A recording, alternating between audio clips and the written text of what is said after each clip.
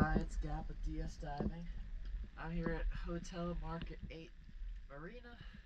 It is September 6th, 2024. We're about to do the hull clean for the Maxum, the hourly hull clean. Just want to take a quick before video to show the overgrowth. But the hull is pretty good. It's really just the outdrives that are the problem. So let's just take a look here.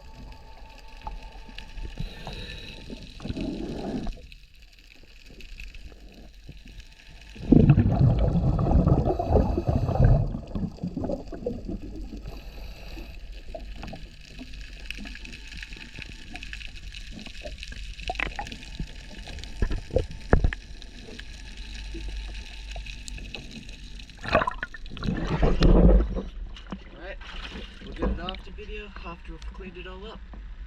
Thank you.